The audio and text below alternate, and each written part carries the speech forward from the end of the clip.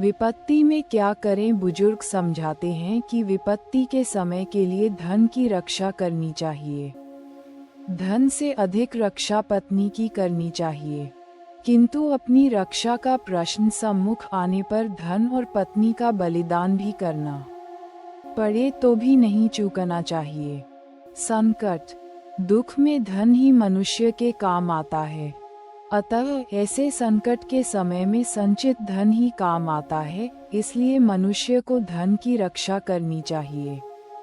पत्नी धन से भी बढ़कर है, अतः उसकी रक्षा धन से भी पहले करनी चाहिए, किंतु धन एवं पत्नी से पहले तथा इन दोनों से बढ़कर अपनी रक्षा करनी चाहिए। अपनी रक्षा होने पर इनकी तथा अन्य सबकी भी रक्षा की जा सकती है।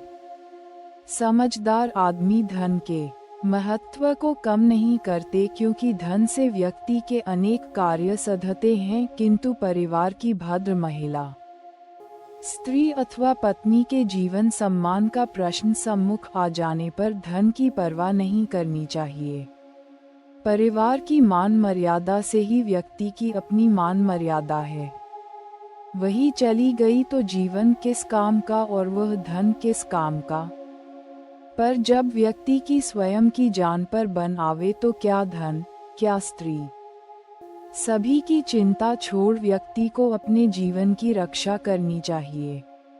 वह रहेगा तो ही पत्नी अथवा धन का उपभोग कर सकेगा, वरना सब व्यर्थ ही रह जाएगा।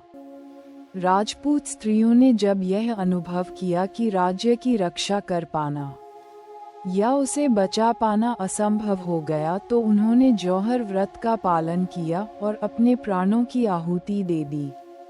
यही जीवन का धर्म है।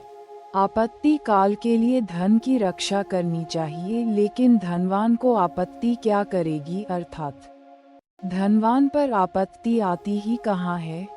तो प्रश्न उठा कि लक्ष्मी तो चंचल होती है, पता नहीं कब नष्ट हो जाए, तो फिर यदि ऐसा है तो कदाचित संचित धन भी नष्ट हो सकता है। बुरा समय आने पर व्यक्ति का सब कुछ नष्ट हो सकता है। लक्ष्मी स्वभाव से ही चंचल होती है, इसका कोई भरोसा नहीं कि कब साथ छोड़ जाए। इसलिए धनवान व्यक्ति को भी यह नहीं समझना चाहिए कि उस पर विपत्ति आएगी ही नहीं। दुख के समय के लिए कुछ धन अवश्य बचाकर रखना चाहिए। यहाँ अभिप्राय यह है कि धन का प्रयोग अनुचित कार्यों में किया जाए तो उसके नष्ट होने पर व्यक्ति विपन्नता को प्राप्त होता है, किंतु सत्कार्यों में व्यय किया गया धन व्यक्ति को मान, प्रतिष्ठा और समाज में आदर का पात्र बनाता है, क्योंकि धन संपत्ति अस्थायी होती है। इन पर क्या गुमान करना, व्यक्ति इन्हें अर्जित करता है। वास्तविक शक्ति तो प्रभु द्वारा प्रदत्त है, वही स्थायी है।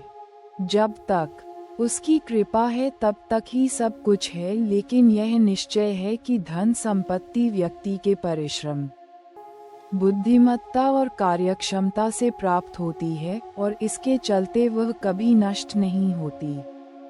श्रम, बुद्धि और कार्यक्षमता के अभाव में वह हमेशा साथ छोड़ देती है, तो मूल बात श्रम, बुद्धि की कार्यक्षमता का बने रहना है, तभी लक्ष्मी भी स्थिर रह सकती है।